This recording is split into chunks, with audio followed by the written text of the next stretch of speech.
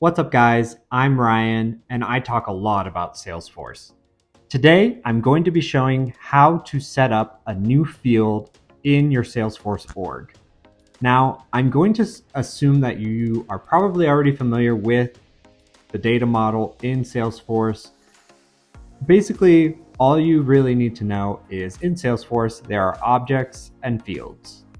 Objects are equivalent to what we would call a database table, and the fields are the columns.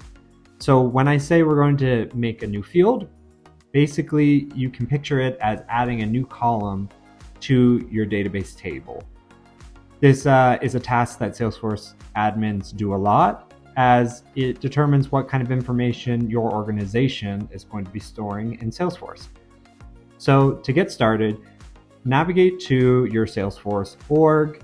For the purposes of this, I'm using a Salesforce Playground that you can set up for free through the Trailhead website. Once you get into your Salesforce org, navigate to Setup through the gear icon in the top right corner. Once you get into Setup, navigate to Object Manager. Object Manager is where you control all the objects in your Salesforce Playground or org, and again, an object is similar to a database table. Today, we're going to be adding a new field to the account object. Once you are here, go to Fields and Relationships. Here you can view all the different fields on the account object, meaning all the different columns available in this table. To configure a new field, we are going to click New and launch the new custom field wizard. There are a couple steps that we have to fill out when creating our new field. First, we need to determine what data type. There are several options that you can select from. Pick the one that makes the most sense for the type of data that you're going to be storing in this field. There are checkboxes, currency, date, time, text, phone, and many others. But for this video, I'm just going to create a new text field and then click Next. Okay, here on step 2, you're going to give your new field a name here in the field label box.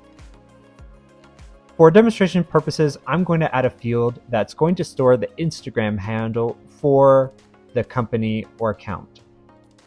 Once I click out of the field label box, it's going to auto-generate the field name, which is also going to be the API name for this field. You are also required to fill out the length being the number of characters permitted to be in this field. For demonstration purposes, I'm going to put in 50. Next, you're going to want to give this field a description. It's best practice to always put in some information so that both you and those that follow you will remember and understand why this field was created in the first place. It also helps reduce the technical debt later on. So I'm going to input a description. Okay. After that, you also have the option of inputting some help text. Now, help text gets displayed on the user interface and can be a good way to help users better understand what this field is for and what information should be inputted. I'm going to leave it blank, but know that that's an important option. You also are going to have the option to make this field required. All that means is every time a new record of this type is created, they have to input the Instagram handle.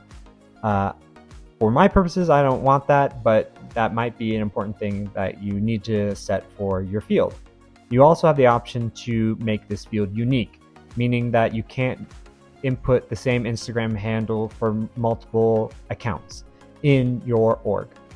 I'm also going to leave this blank, but may be important to you depending on your use case. These are some other options down here. Most of the time I just leave the defaults and click Next to step 3. So here on step 3 is where you're going to set the field level security Field level security basically is who is allowed to see this field. Here on the left, you have all the profiles in your org and different checkboxes to make the field visible or read only for those profiles. I'm just going to leave the defaults, but know that you can adjust these now and later after the field is created. Here on step 4 are the different page layouts. Page layouts are what get displayed to the user. You can pick which page layouts to include this field on. I'm just going to leave the default and click Save. All right, so now we have our new field created, and let's navigate back to our sales app and see our new field. We're going to navigate to Accounts and go into this record, and then navigate to the Details tab. And as you can see, our new field is here on the page layout, ready to be used and to hold data. All right, so that is how you configure a new field in Salesforce. I hope this video was helpful. Please like and subscribe below if you learned something from this video, and I'll see you guys in the next video.